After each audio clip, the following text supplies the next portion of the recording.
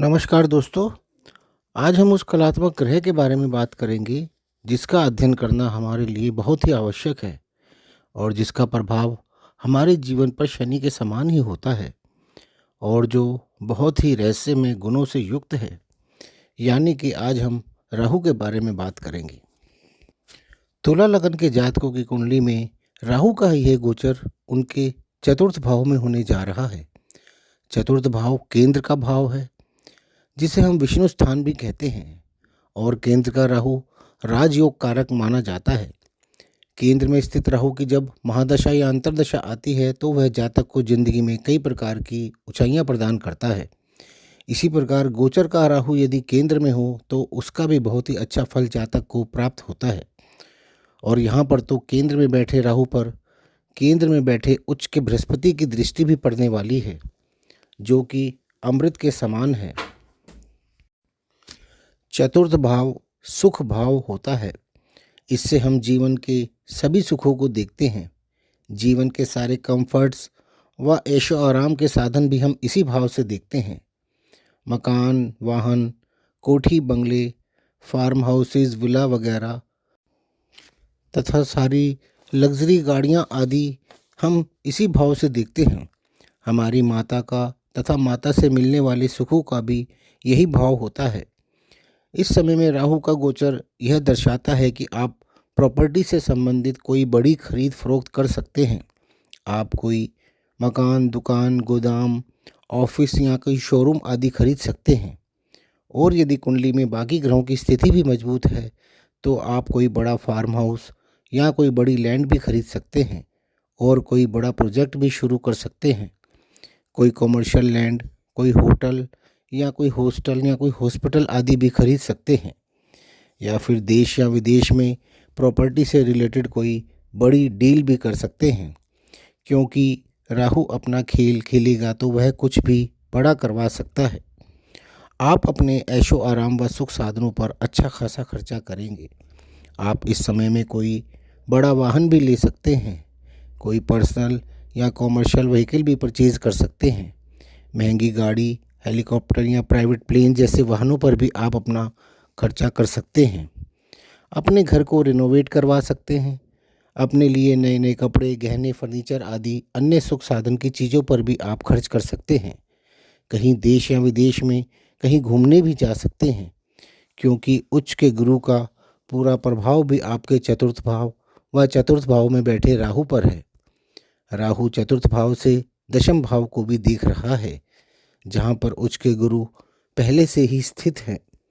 दशम भाव हमारा कर्म भाव है। साथ ही सरकारी कार्यों से संबंधित भाव भी दशम भाव ही होता है।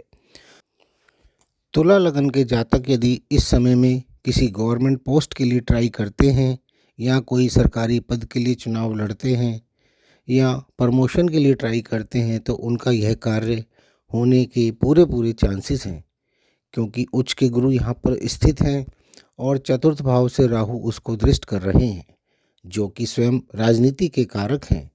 साथ ही राहु का गोचर शनि की राशि से शनि की ही राशि में होगा और आप तो जानते हैं कि राहु शनिवत फल देते हैं और शनि इस कुंडली के योग कारक ग्रह हैं।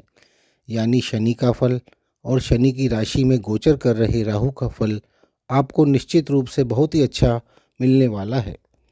शनि की राशि में केंद्र में स्थित राहु आपको योग कारक फल प्रदान करने वाले हैं।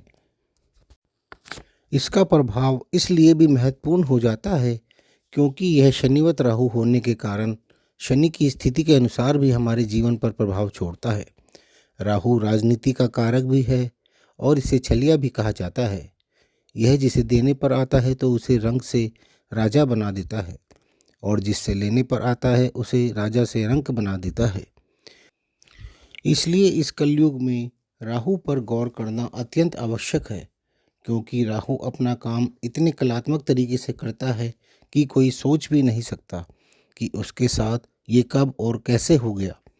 जुए में हार जीत, राजनीति में पद प्राप्ति या पद का अचानक चले जाना, किसी का अचानक अभिनेता या अभिनेत्री बन जाना, यानी कोई भी फिल्म अचानक से हिट हो जाना, व्यक्ति का रातों रात स्टार बन जाना, चाहे वह किसी भी कारण से हो, मूवी के कारण, गानों के कारण या किसी चाय बेचने वाले या बड़ा पाव बेचने वाले का अचानक स्टार बन जाना आदि सब में राहु का बहुत ही अहम रोल है। जबकि ज्योतिष में इसे सिर्फ एक छाया ग्रह के रूप में देखा जाता है। आपकी कुंडली में राहु जिस भाव में होता है, आप जीवन में उस भाव से संबंधित कारकत्वों के लिए प्रयत्नशील रहते हैं और उससे संबंधित परिस्थितियों के लिए भाग दौड़ करते रहते हैं। और गोचर का राहु जो कि 18 महीने बाद आपकी कुंडली में अपना स्थान परिवर्तन करता है, वो भी आपके जीवन पर अपनी बहुत ही अहम भूमिका निभाता है। राहु का काम जातक के अंदर भ्रम पैदा करने का है। राहु किसी भी जातक के मस्तिष्क में कुछ ऐसा भ्रम पैदा करता है कि जातक यह सोच भी नहीं पाता कि वह क्या कर रहा है, और उसी के चलते वह ऐसा कार्य कर जाता है कि रातों रात उसकी किस्मत ही बदल जाती है। यदि शुभ स्थिति होगी तो वह रातों रात स्टार बन जाएगा, अन्यथा अशुभ स्थिति में वह सड़क पर भी आ सकता है। अब राहु की स्थिति आपकी कुंडली में शुभ है या अशुभ है, यह हमें लगन के अनुसार राहु के गोचर से ही पता चल पाती है। अभी राहु का गोचर कुंभ राशि में चल रहा है, जो कि शनि की राशि है, और 5 दिसंबर 2026 को राहु कुंभ राशि से निकलकर मकर राशि में प्रवेश करेंगे, जो कि शनि की ही राशि है। कुल मिलाकर निश्चित रूप से आपका राहु के गोचर का यह 18 महीने का समय बहुत ही अच्छा जाने वाला है। तो दोस्तों, आपको यह वीडियो पसंद आए तो इसे लाइक ज़रूर करें और हमें कमेंट करके भी बताएं। धन्यवाद।